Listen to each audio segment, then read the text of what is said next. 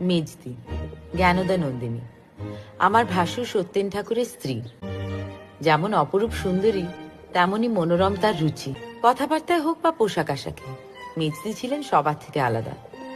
যেভাবে শাড়ি পরতেন তেমনটা আগে কখনো দেখিনি। এসো।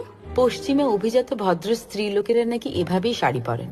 তিনি মনে করতেন পড়াশোনার পাশাপাশি আমাদের বাঙালি মেয়ে বউরা এরকম ভাবে বেশভূষা করলে তবেই ঘটবে তাদের ব্যক্তিত্বের আত্মপ্রকাশ।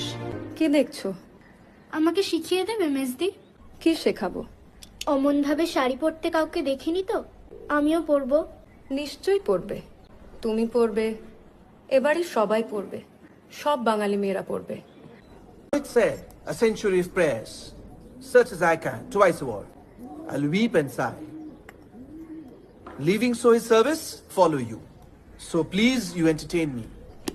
আচ্ছা, একটা কথা বলো, শেক্সপিয়ার এই নাটকের নাম সিম্বলিন দিলেন কেন?